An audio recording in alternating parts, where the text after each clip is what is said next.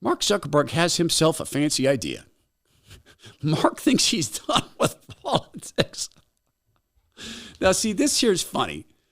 It goes to something that I've been saying about Zuckerberg. Now, please remember this. If you watch my whole podcast, or you listen to any of my radio shows or any of the media appearances I do in the national radio shows, or any of the long form content I do, you know that when he started CrossFit, in fact, I think I did a video on this. I think I said that CrossFit was going to red pill Mark Zuckerberg. Now, why would I say that? I'll tell you why.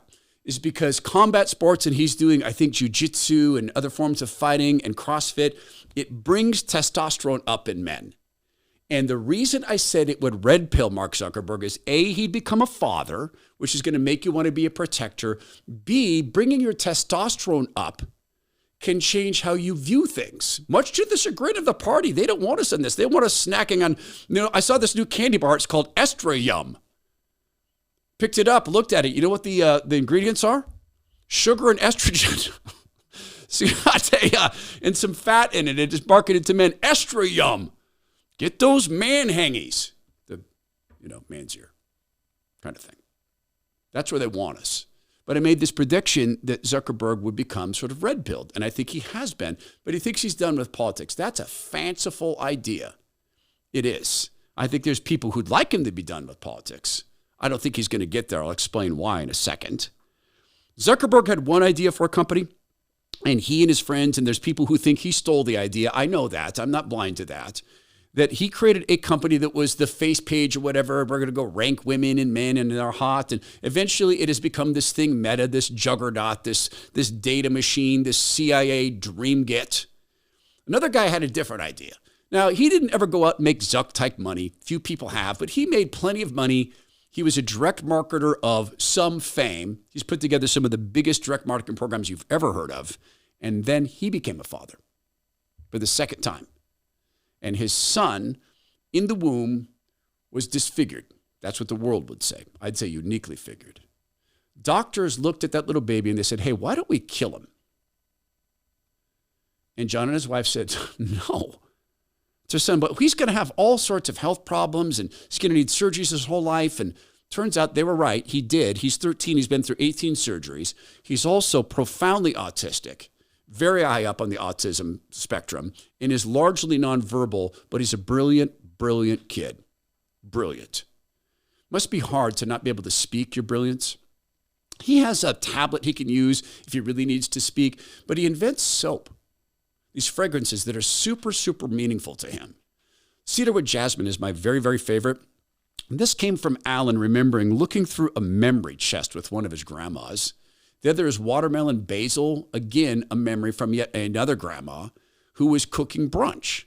He remembered that smell. These are soaps now. There's also unscented soaps. Here's the big difference. This isn't a big company that hates you. This stuff's not made in China or wherever. It's made in America by a family with 3 generations of soap-making expertise. And the soap is incredibly gentle because Alan's skin can't stand anything else. But then there's this.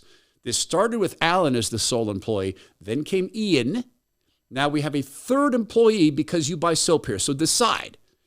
Go continue to buy soap from the big companies that don't care about your values, or right now, go to allensoaps.com/Todd, get 10% off all their products and sign up for a soap subscription. It's allensoaps.com/Todd. So Zuckerberg is done with politics. He says he was once a backer of liberal causes, and now he feels he is far more libertarian. Now, part of this happens as you age. Part of it happens as you observe what government does. Part of it happens as you see what it's going to do to your kids. You just gain more and more experience. So part of this is expected. But he's not done with politics, and I'll tell you why. It's because politics is not done with him.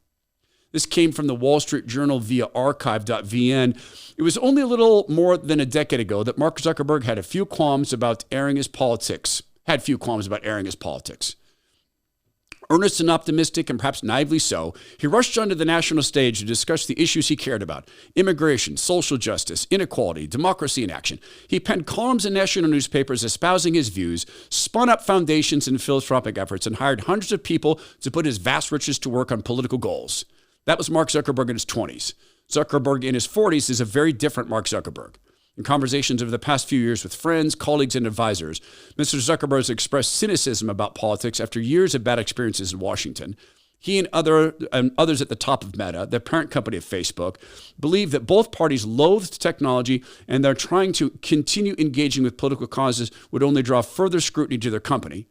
As recently as June at the Allen and Company Conference, the summer camp for billionaires in Sun Valley, Idaho, Mr. Zuckerberg complained to multiple people about the blowback to Meta that came from the far more politically touchy aspects of his philanthropic efforts. He regretted hiring employees at his philanthropy who tried to push him further to the left on some causes. In short, he was over it.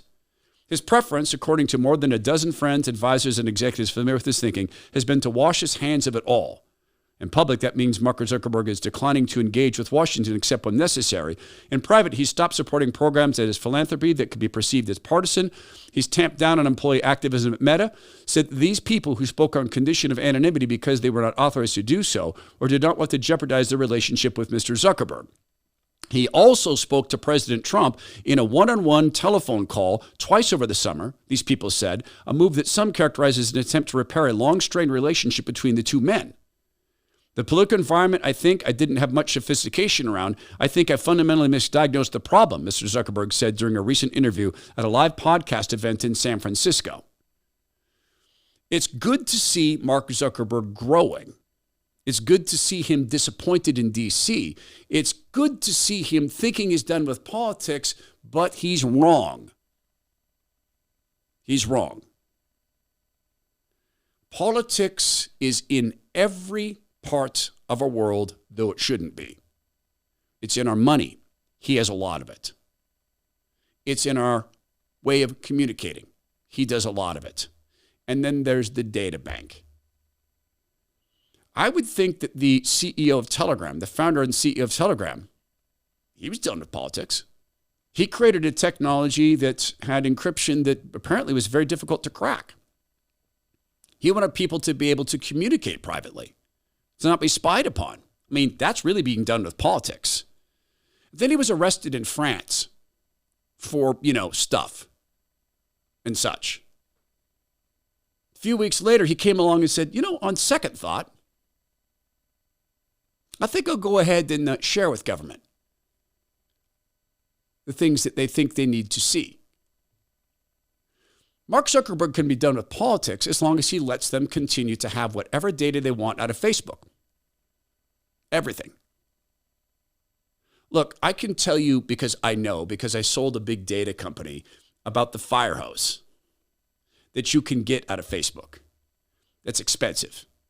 I know that we can flow that data out and analyze that data. You can make predictions that you would never think would come true. I remember being in a meeting with the National Republican Senatorial Committee, and we were giggled at.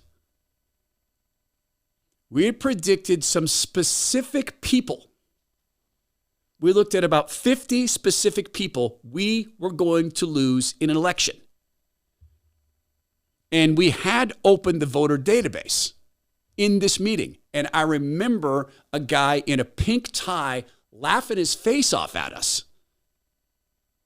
These are 4 out of 4s. 4 out of 4s. And you guys say, what that means is they voted 4 times, and each time for Republicans. The past 4 election cycles, 4 out of 4s. Solid. We own them. And I said to one of my team members, show him the pictures. Some of those 4 out of 4s had yard signs for Democrats.